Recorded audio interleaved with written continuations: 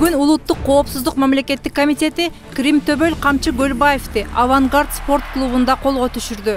Кылмыш дүйнөсүнүн төбөлү катары сыпатталып келген Камчы Көлбаев эгер мыйзам бузса камакка алынаарын Камчыбек Ташиев убада кылган эле.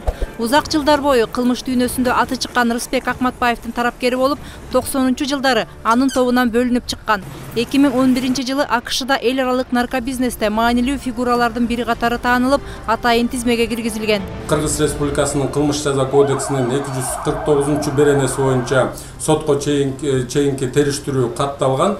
Бул берене кылмыштуу уюмду түзүү же болбосо ага катышуу болуп эсептелет. 2020-жылдын 20-октябрында Камчыбек Асанбектин Бишкек шаарында жүргөн жери аныкталып, анын катышуусу менен тергөө иш-чараларын өткөзүү үчүн Улуттук коопсуздук мамлекеттик комитетинин имаратына алынып келинди.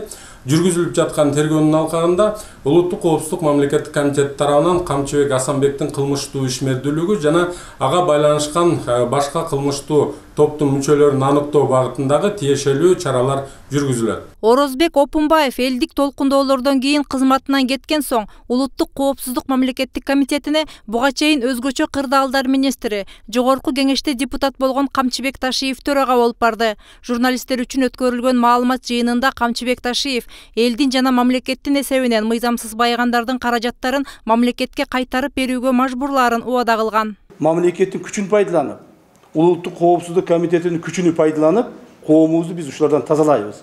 Мындан ары мамлекетибизде бир дагы мамлекеттик органда эгерде коррупциялык схемалар болсо, кимдир бирөө взятка ала турган болсо, кимдир бирөө ошол жерде бир өзүнүн жеке өзү үчүн иштей турган болсо, бардыгы жазаланат.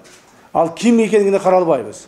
Ал кимдин тууганы экендигине, агасы, инисине же болбосо анын жердештигине карабайбыз. Улутуна, жынысына же болбосо жерлигине карабастан бардыгын жоопко тартабыз. Мамлекеттик бажы кызматынын төрагасынын мурдагы орун басары Райымбек Матраимов коррупция фактысы боюнча кармалган. Ал мамлекетке келтирилген зыянды толугу менен төлөп берүүгө даяр экенин билдирип, алгачкы төлөм 80 миллион сомду УКМКнын депозиттик эсебине которгону маалым болду. Элдик толкундоолордон кийинки Матраимовдун кармалышы жалгыз жыйынтык эмес.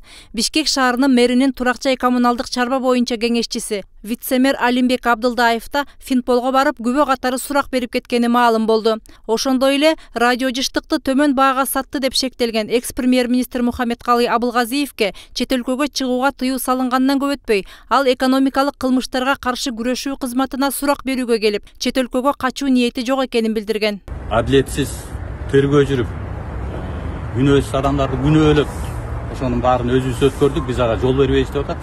Мен азырынча ишенем ушул сөзгө. Ошон үчүн мен качайын, өзүмдүн элимен, жеримен кетейин деген оюмда. Учурда жаңы дайындалган аткаминерлерден эл көптү үмүт кылып турат. Элдин талабын орундатуу үчүн премьер-министр жана президенттин милдетин аткаруучу Садыр Жапаров казынага түшпөй калган, уурдалган каражаттарды мамлекетке кайтаруу үчүн 30 күнгө убакыт бергенин жарыялады. Ал өзүнүн сөзүндө өлкөдөгү эң кирешелүү тармак болуп эсептелген энергетика, бажы, салык, дары-дармек, лицензия берүүчү, тоо кен тармактарында иштеген мамлекеттик кызматкерлерге, ишкерлерге жана жарандарга кайрылды. Өзүнүн коррупциялык схемаларын түзүп, элдин рызкысын тоноп жүргөн коррупционерлерге, ар кандай компанияларга, үлүштөргө отуруп алган мурдакы чиновниктерге, ири ишканалардын акцияларына рейдерлик жол менен мыйзамсыз ээ болуп алган аткаминерлерге, салыктарды төлөбөй качып жүргөн жарандарга, кирешесин аз көрсөтүп жүргөн ишкерлерге, мыйзамдарды бузуп жүргөн чиновниктердин тобуна, министрликтер менен ведомстволордун жетекчилерине, бажычыларга жана финансисттерге 30 күн убакыт берем. Силер өзүңөр деле ар бир тармак боюнча коррупциялык схемаларды абдан сонун билесиңер. Аларды өзүңөр ачыкка чыгаргыла. Анын баарын мамлекеттик казынага кайтарып бергиле. Мындай мүмкүнчүлүк бир гана жолу берилерин айткан өкмөт башчы экономикалык амнистияны пайдаланбагандарга мыйзам чегинде катуу чаралар көрүлөрүн эскертти. Элдин эсебинен байыган көпөстөрдүн болжолдуу аты жөнү коомчулукка деле белгилүү болуп калган. Мамлекеттин каражаттарын кымырып алып, бизнесин коргоо үчүн парламентке депутат болуп келгендерди эл жакшы билет. Алсак, депутат Исхак Пирматовдун Кыргыз нефтегаз ишканасынын башкармалыгынын төрагасы болуп турганда кандай жолдор менен байлык топтогону тууралуу коомчулукта маалымат бар. Парламенттин эң бай депутаттарынын бири катары эсептелген Азамат Арапбаев ээлик кылган Даннур Юг ишканасы геништетүү боюнча 12 лицензияга ээлик кылаары тууралуу маалымат бар. Ошондой эле бир катар май куюучу жайлар жана МТСтердин ээси. Ал эми Темир Сариев 2010 жылы өкмөттү жетектеп турганда балыкчы корумдуу жолун куруу боюнча өткөрүлгөн тендерде Кытай компаниясынын кызыкчылыгын коргогон деп айыпталып, кызматын тапшырып кетүүгө аргасыз болгон.